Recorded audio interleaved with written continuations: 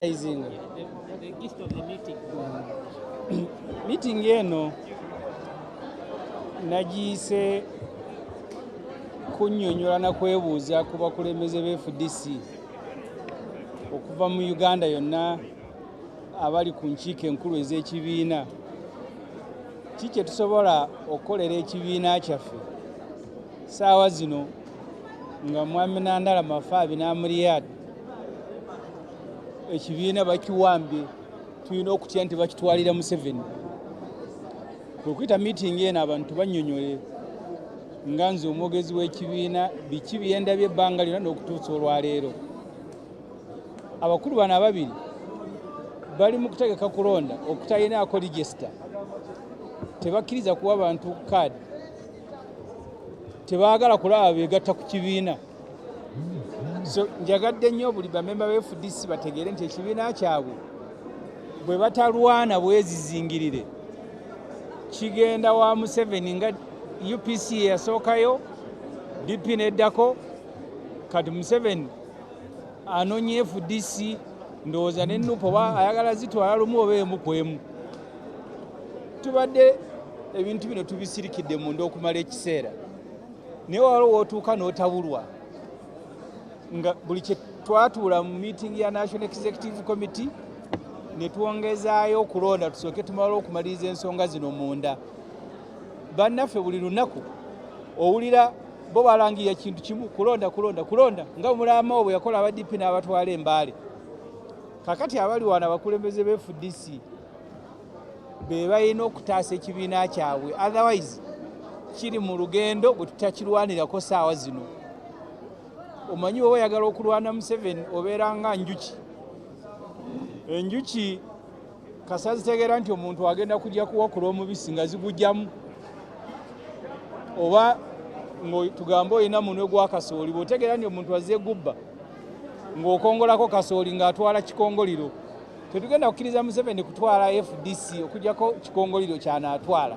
So meeting eno kyekyagiyisizza olwaleero. Ekibiina kino abantu bawaddeyo obulamu bwabwe ne batuuka n'okufa balwanirire Uganda. Museveni ne famire ye, mukyala we, muganda we, mutabani we, bakoddomi be, Uganda bagifuula kati ng'ensi eya famire. Kati ne basalawo buli muntu abagambako balina kulwanyisa oba kugulirira. Tulabye ebintu nga bitandise okujja mu FDC mu mpolampola. Era ebyembi bitujje ne ku lutalo olunene, kubanga twagala kumala kusooka kudda waka kuzikiza muliro, then Museveni alyoka atulinde nga tumaze okwetereeza. N'olwekyo okulonda kw'owulira gye kuli tekuliyo. Bannaffe buli lunaku babeera bakwongezaayo, bibawandika ebbaluwa kuliwo olwaleero ku Mande, kakati kuliwo Lwakutaano. Tubagamba musooke muleke okulonda. Olaba ne Museveni omubbi w'akalulu abeera ne register n'abalonzi abamanyikiddwa, naye ffe tugende mu kulonda. Era kyeweewuunyira kuba oba oli mubbiigira ku babbi banno. Bw'oba onabba akalulu kolanga Museveni oteekawo regisitari ng'abantu, ekiseera bwe kituuka olyoke ogenda obba akalulu, naye bano baagala kutandika na kubba akalulu then balyoke bakole regisita.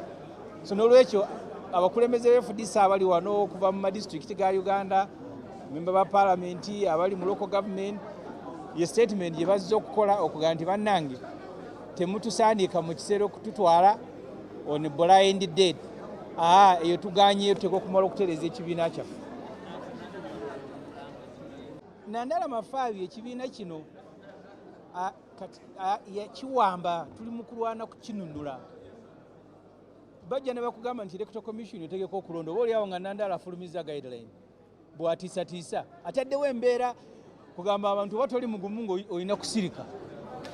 Ne bano bola abakyamaani baasuze babakubira amasimu okuva ku Lwomukaaga, meeting teriyo, n'afulumya n'ebbaluwa.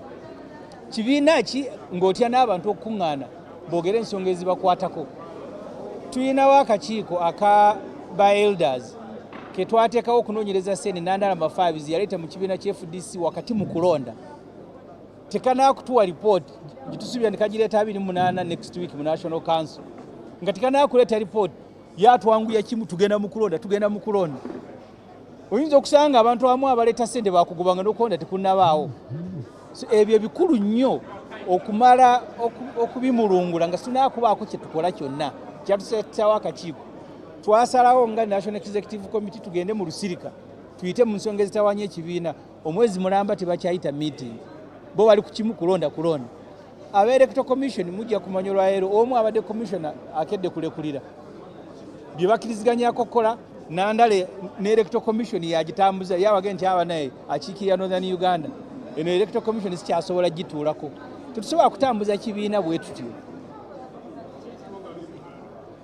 28 waliwo National Council ensonga eyagiyisiza eno ya emergency kwe kufuna report eya committee ey'abantu abakulu mwami Katembe ajja kwogerako nammwe abadde banoonyereza ssente ezajja mu FDC wakati mu kulonda kwa 2021 tulina okusooka okumaliriza ebyo nga tunaagenda kulonda.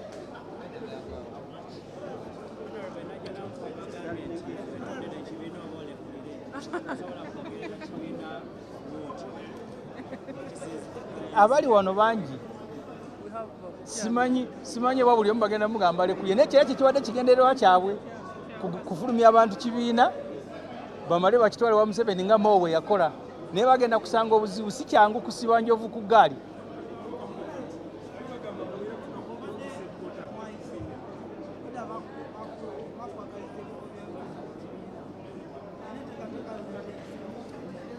Saawa zino kyovuddala nga amagambo eno meeting si ya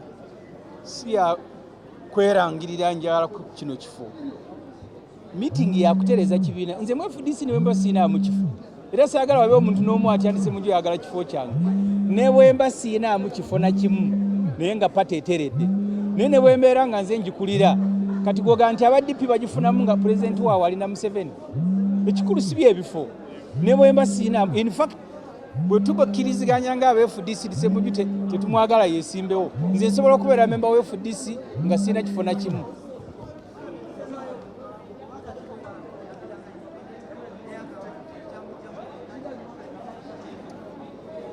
FDC nze ndowooza oba ndi omu ku bakulembeze oba siri tuteekwa okulwana buli muntu eyava mu FDC akomewo ate tumale tugende tuwandiike n'abalala abali mu bibiina ebirala. Ekibiina ebo tebakizimba tosobola kubeera kibiina ng'ogamba oyo namunyiigira gwe fuluma gwe nawe nakunyiigira nawe fuluma gwe sikutegeera gigenda oba toli kibiina kya byabufuzi. Ekibiina ky'ebyobufuzi mulimo gwakyo kwe kulaba nga abali munda bakibeeramu mirembe n'okwogereza abalala abali mu bibiina ebirala okulaba nga nabo bakiyingira.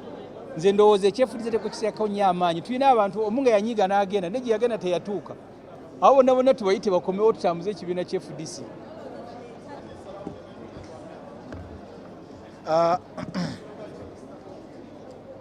Pate erina organizi nnyingi ezisalawo naye nga eyalisookeddwako okugonjoola ensonga zino zajja mu National Council. National Council body ennene eddirira Delegates Conference erimu ba district chairpersons erimu ba member ba parliament erimu ffe ba member ba NEC erimu abantu bangi yeyo National Council. Naye waliwo NEC eyetuulamu abatonotono abali ku executive kwentuula nga deputy president. Ensonga bwe zajja mu National Council ne bazituwa mu NEC tuzigonjoole era ne tuteekawo akakiiko akaba ereda akakulemberwa ow'ekitiibwa Nabwiso. Naye ebyembi nti tugezezzaako okusolovinga ensonga zino we tutuukidde wano olwaleero abamu twakkiriza nti omulimu gwagaanye okuggwa mu NEC era y'ensonga lwaki gufulumye n'ebweru olwaleero. Abatulaba tetwaliyagadde naffe kujja mu mbeera efaanana bweti naye mulaba tuvuddeyo nti ekintu kizitoye munda ne tugamba katukitwale eri bannyini kyo bamemba ba National Council.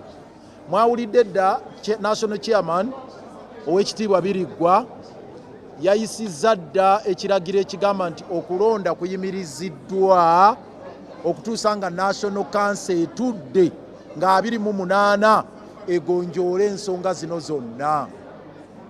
Naye ate waliwo abawakanya ekiragiro kya Chairman Mwami Biriggwa. So kakati tusaba bamemba abasookerwako aba National Council nga ye bode enkulu kuba eyo bweremererwa ate Delegates Conference yena okutuula naye nga kati nga NEC bwe yalemereddwa okusolvinga ensonga zino kuba twagamba tufuneyo ne retreat akafo akeekusifu tutuule eyo oba twekubira eyo bikondo oba twegwangana malaka tukikole biggwe ensonga ne zigaana kaakati tuzireese mu bammemba aba National Council era bagenda okutuula nga 28 National Chairman Biriggwa lwe yabayise era nga tubasaba babeere bavumu ensonga zino bazangange bataase ekibiina kya FDC. Tugenda ku lukiiko lwa FDC Ennajjanankumbi era zenteekateeka zino ze tulina. People's Government si kibiina era People's Government tewambye si yejebeerewo. Nze nali memba wa reform agenda ng'etandika nali memba wa reform agenda era n'emisango gya Dr. Besigye ne tugibeeramu eja elections gyonna nagirimu. Nze bankwatirako ne mu General Court Martial nga tuli ku misango gya Dr. Besigye mu 2006. So bino si kye bijje bitandika ebya struggle. Ne tubeera mu FOC 2011 paka 2016 ne 4GC ne tubeera mu makooti ne ma prisons ag'enjawulo. Ne tutandika People's Government mu 2016 nga Besigye abiddwa akalulu kaffe kabiddwa. So People's Government si yatandise eggulo si yagyetandike tubaddewo nga tutambula nga naye eno People's Government etambuza lutalo ng'ekibiina kiri mu administration. Kaakati twagala bigattibwe People's Government n'ekibiina nga ffenna tewali nti bano batuula Nnajjanankumbi bano batuula Katonga. Twagala tutambulire wamu. Nze ndi Deputy President FDC, ndi Deputy President People's Government, ndi Deputy President Red Card Front. So ekyo tekitegeeza nti waliwo okukubagana nidda byonna mbadde era mbitambuza. Katwagala nti wabeerawo abalina enkenyera ku activism nga balina enkenyera ku nkola ya People's Government kyetubagamba nti tuzitwale mu National Council nga 28 esalewo eggoye ku nsonga ezo.